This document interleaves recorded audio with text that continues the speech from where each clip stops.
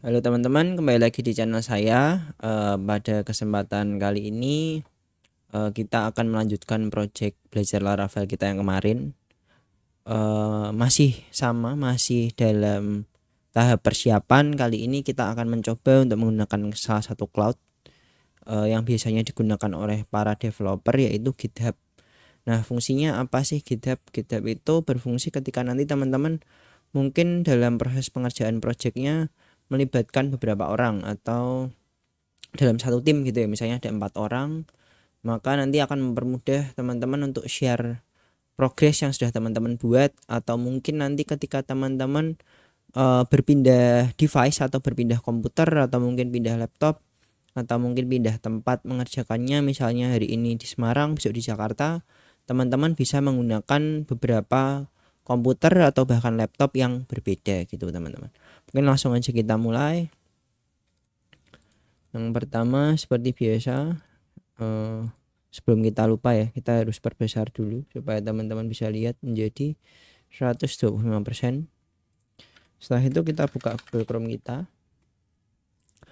kita masuk ke download Git Bash. Nah, ini kita download Git, kemudian klik download for Windows, kemudian kita pilih yang standalone installer, kita pilih yang 64 bit Git for Windows setup. Oke, kita lihat dulu. Kita tunggu, nggak terlalu besar ya teman-teman, hanya 65 mega, jadi bisa kita tunggu. Kita tunggu dulu.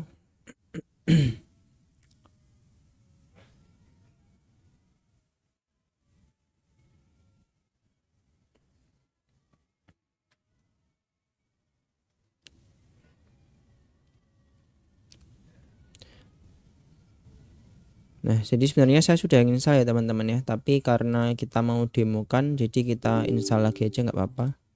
Kita buka, kemudian muncul pop up run as administrator, kita pilih yes saja, terus kemudian ini kita langsung next saja. Boleh ditampilkan on desktop, boleh, nggak juga boleh. Nah, ini ya teman-teman, yang akan sering kita gunakan adalah Git Bash here. Ini enggak, oke, terus kita next saja. Ini juga boleh kita next. Let Git decide. Ini next saja. Next lagi. Next. Nah, ini teman-teman sebenarnya ada opsi untuk pakai CMD, tapi kita menggunakan bawaan dari Git aja, nggak masalah pakai Minty. Nanti sama aja sih teman-teman, nggak ada bedanya. Sama kayak kemarin Laragon menggunakan terminalnya Laragon, dan kita bisa juga tetap bisa menggunakan command promptnya yang disediakan oleh Windows. Jadi kita next saja, dan next lagi, next, install. Jika sudah, kita install aja.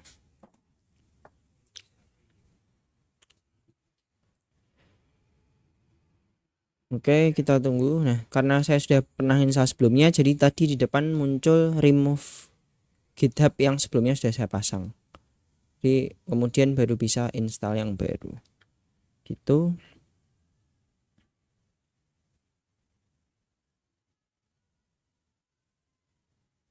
Oke, kita tunggu. Nah, ini di uncheck aja teman-teman, view release notes-nya kita nggak perlu lihat.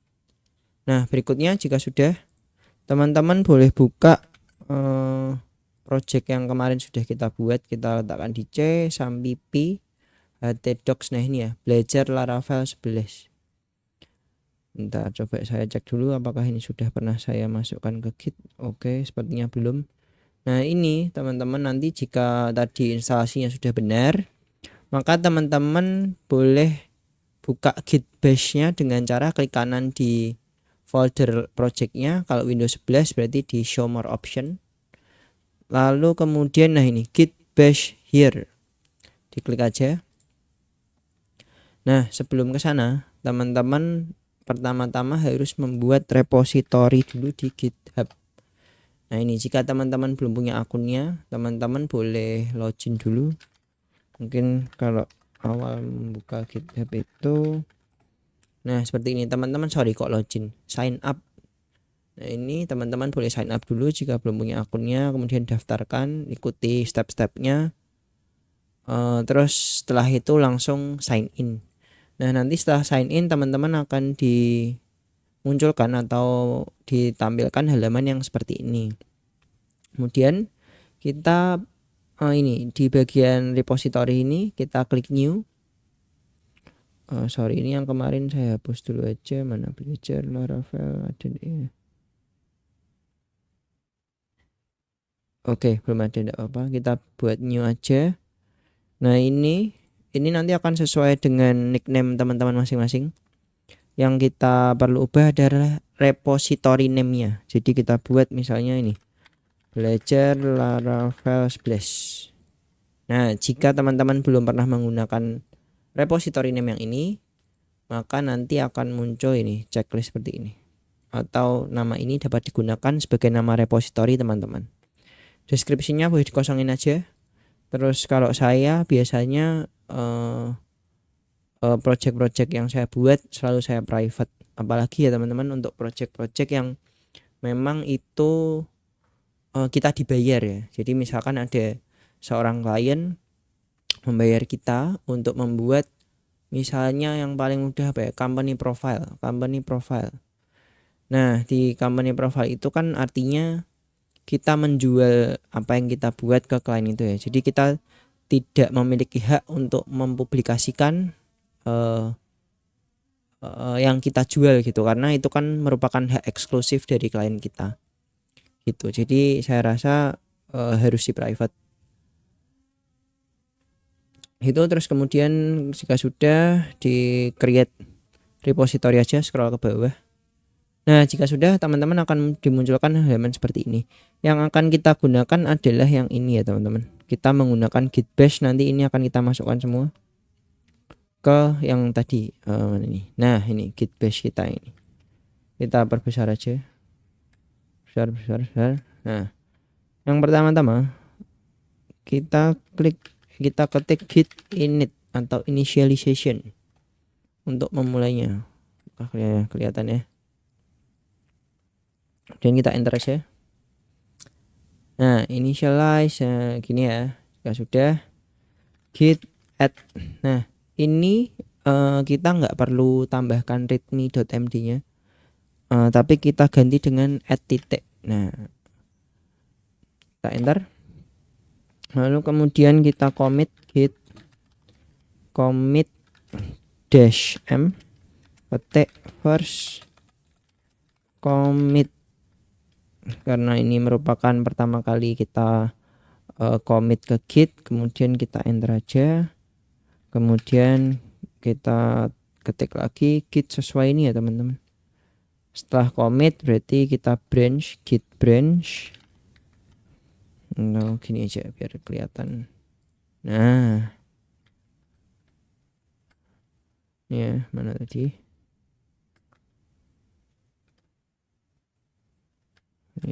nah sip, git branch dash m main, bentar.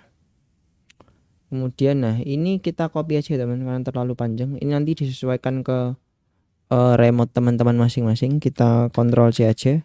Kemudian cara paste di terminalnya itu bukan Ctrl V ya teman-teman, kita pakai Shift kemudian insert gitu.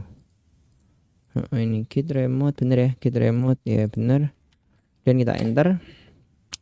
Nah jika sudah, kita push. Nah biasanya kalau kita baru pertama kali push, nanti akan diarahkan ke halaman untuk login ke GitHub-nya, atau kita harus login GitHub-nya dulu supaya terminal kita ini yang git bash-nya ini tahu kita akan mengupload atau mengekspor project kita ini kemana gitu. Jadi kita git push dash o origin main. Kita tunggu bentar. Nah ini adalah tampilan yang muncul ketika teman-teman sudah pernah login. Tapi nanti jangan khawatir kalau teman-teman belum pernah login, nanti tinggal diklik accept aja atau login aja, nanti setelah login akan muncul seperti ini. Nah, jika sudah, kita kembali ke Git kita. Kita kembali ke Git kita yang tadi, ke repository belajar Laravel 11, kemudian kita reload. Nah, maka project kita yang kemarin kita buat ini nanti sudah akan terekspor di sini ya teman-teman, sudah masuk ke GitHub kita masing-masing gitu. Ya, betul. Nanti sudah masuk. Nah, enaknya ketika kita sudah menggunakan GitHub ini teman-teman, ketika kita kembali ke project kita, ini kita masuk ke project kita dulu, yang ini belajar Laravel 11. Nah, ini misalnya kita akan mengubah di bagian routes-nya. Nah, ini bagian routes kita ubah, kita tambahkan ke routes, misalnya get petik /beranda, kemudian return function dulu, kurung buka, kurung kurawal buka, enter, return petik, misalnya ini halaman beranda, titik koma, bawahnya kasih titik koma lagi, kita save. Nah, akan muncul ini M ya teman-teman, ini kelihatan enggak? Gini ya. Nah, kita tutup aja terminalnya. Nah, ini akan muncul M atau modified, atau artinya kita sudah merubah halaman ini. Jadi ketika nanti kita akan mengekspor lagi, kita akan di warning bahwa oh ini ada perubahan. Nah, kemudian benefit berikutnya adalah misalnya kita ingin mengembalikan ini ke sebelumnya atau undo gitu ya. Kita hanya tinggal perlu mengeksekusi perintah git stash pada terminal yang sudah diarahkan ke nama project kita. Jadi kita tinggal git stash saja, kemudian kita enter. Nah, nanti perubahannya akan hilang gitu. Sebaliknya misalnya kita mau mengekspor ini, mengekspor perubahan kita ya, yang modified ini, kita tinggal mengulangi perintah yang tadi adalah git add titik, kemudian git commit -m petik 2, catatan update yang akan kita berikan ini update tentang apa, nanti akan muncul di sini. Ini kan tadi kita first commit semua ya, first commit, kemudian kita misalnya akan git commitnya kita modifikasi ini tes. Bentar, ini kayaknya nanti akan ketutupan sama kamera saya, matiin dulu aja. Git commit -m tes modifikasi routes, petik tutup, kita enter. Nah, ini kan dia sudah mendeteksi bahwa ada satu perubahan dengan 4 insertions itu ya. Kemudian setelah itu kita git push. Nah, ketika teman-teman sudah melakukan git bash yang tadi, maka git akan otomatis mendeteksi bahwa project ini harus kita ekspor ke repository yang ini gitu. Nah, cara ngeceknya gimana? Tadi kita masuk ke routes, kita masuk ke web. Nah, ini sudah masuk ya, tes modifikasi routes, masuk ke web. Nah, ini perubahannya langsung terlihat gitu. Ini ada historinya. Nah, historinya yang pertama, yang pertama adalah view code. Nah, ini adalah yang pertama kali sebelum kita lakukan perubahan. Terus kemudian ketika kita sudah melakukan perubahan, mana tadi?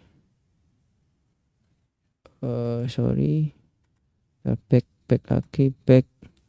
Nah, ini setelah melakukan perubahannya, nah code-nya akan muncul seperti ini ya teman-teman. Nah, ini terlihat perubahannya. Jadi yang awal ini, kemudian yang kita tambahkan ini ada tandanya plus gitu. Oke. Mungkin sekian dari tutorial hari ini. Kita nggak lama-lama, kita git hari ini hanya export project kita ke git. Jadi mungkin pertemuan berikutnya kita baru akan masuk ke project Laravel-nya itu sendiri. Oke, sampai ketemu teman-teman di episode berikutnya, di part berikutnya. See you.